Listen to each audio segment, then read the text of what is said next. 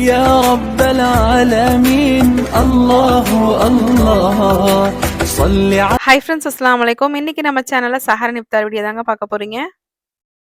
இன்னைக்கும் சஹருக்கு வந்து சாப்பாடு வந்து செய்யலைங்க. பக்கத்து வீட்ல இருந்து சாப்பாடு குடுத்து அனுப்பிச்சுட்டாங்க. அப்புறம் மீதி ஆயிரும் அப்படின்னு சொல்லிட்டு அதையும் வந்து சஹருக்கு வந்து வச்சாச்சு. மீன் சால்னா வச்சிருந்தத அவங்கள்ட்ட குடுத்துட்டு சாம்பார் வாங்கிட்டோம். இந்த மாதிரி தான் பார்த்தீங்கன்னா சஹர் வந்து இன்னைக்கு போச்சு. கூட வந்து மீன் பொரிச்சு அத சாப்பிட்டாச்சு. என் பையன் வந்து பார்த்தீங்கன்னா, நேத்து வந்து தோசை கேட்பான் அப்படின்னு சொல்லிட்டு நேத்து தோசை மாவு வந்து ஆட்டி வச்சிருந்தேன். மீன் சால்னா வைக்கவும் அவனுக்கு பிடிக்கும்னு சொல்லி நேத்து வந்து தோசை சாப்பிட சொன்னேன். அவ்வளோதாங்க சஹருக்கு வந்து எனக்கு வேணாம் அப்படின்ட்டான். நேத்து சாப்பிட்டதே எனக்கு ஃபுல் ஆயிடுச்சு அப்படின்னு சொல்லிட்டு, நாங்க மட்டும் இருக்கிற சாப்பாட சாப்பிட்டு அதுவுமே மீதி ஆயிடுச்சு. அதுக்கப்புறம் டீ எல்லாமே ஃபஜ்ர் தொழுவதுக்கு பார்த்தீங்கன்னா, டைம் இருந்துச்சு. அதுக்கு முன்னாடி இவங்களுமே வியாபாரத்துக்கு போறதுக்காக அவங்க துணி எல்லாமே கொஞ்சம் ஒதுங்க வச்சுட்டு இருந்தாங்க. என் பையனும் பார்த்தீங்கன்னா, தொழுக வைக்கிறதுக்காக அவனுமே கிளம்பிட்டான்.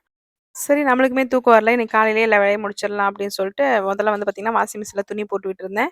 நேத்து வந்து பார்த்தீங்கன்னா, இந்த ரூ. 10 பாக்கெட்ல வந்து அந்த லிக்விட் வாங்கிட்டு வந்திருந்தாங்க. குடுத்துட்டு, "நீ இதே மாதிரியே முதல்ல செஞ்ச மாதிரியே அப்படியே வாஷிங் மிஷின்ல போட்டுருன்னு" சொல்லிட்டு காலையில எனக்கு ஹெல்ப் பண்ணிட்டு இருந்தாங்க. சரி நம்மலாம் வேலை பார்க்குறோமே, நம்ம பெத்தது என்ன வேலை பார்க்குது அப்படின்னு பார்த்தீங்கன்னா, நேத்து நைட்டே வந்து இந்த வேலைய பார்த்து வச்சிருக்குது. நேத்து நைட் வந்து பார்த்தீங்கன்னா, வாழைப்பழ ஐஸ்கிரீம் செய்றேன்னு சொல்லிட்டு நைட்டு எல்லாம் ரெடி பண்ணி வச்சிருந்திருக்கு. திரும்பி மிக்ஸில போட்டு திருப்பி அரைக்கணும் அப்படின்னு சொல்லிட்டு காலங்காத்தால அந்த வேலை பார்த்துட்டு இருந்துச்சு. என் பொண்ணு பார்த்தீங்கன்னா, தர்பூசணி கேட்டுட்டே இருந்தா. நான் காலேஜ் போற வழி ஃபுல்லா தர்பூசணி இருக்கு. நீங்க இல்ல இல்லன்னு சொல்லிடுறீங்க. வாங்கி தர மாட்டேங்கிறீங்க அப்டின்ட்டு. இவங்க வியாபாரத்துக்கு போம்போது பார்த்தீங்கன்னா, அங்க தான் வாங்கிட்டு வருவாங்க. இன்னைக்கு தான் ஃபர்ஸ்ட் டைம் பார்த்தீங்கன்னா, எங்க கடையில போய் வாங்கியிருந்தாங்க. இந்த பழம் வந்து பார்த்தீங்கன்னா, ஒண்ணு ரூ. 50 சொன்னாங்க. அதுக்கப்புறம் பேரம் பேசி ஒரு வழியா ரூ. 35 சொல்லிட்டு 2 பழம் வந்து வாங்கிட்டு வந்திருந்தோம்.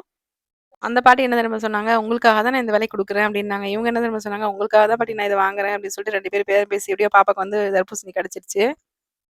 அதுக்கப்புறம் எப்பயும் போல நம்ம கிச்சனுக்கு வந்து பாத்திரம்லாம் கழுவி முடிச்சுட்டு, கேஸ் செல்ஃப்லாம் கிளீன் பண்ணி விட்டுட்டு, அதுக்கப்புறம் வந்து பார்த்தீங்கன்னா, இன்னைக்கு கஸ்டர்ட் தான் செஞ்சிருந்தேன். சரி நம்மளும் கொஞ்சம் டெக்கரேஷன் பண்ணுவோம். என் பொண்ணு தான் ஏதாவது ஒண்ணு செஞ்சுட்டு இருக்காளே, நம்மளும் செய்வோம்னு சொல்லிட்டு, அத அழகா டெக்கரேஷன் பண்ணியிருந்தேன்.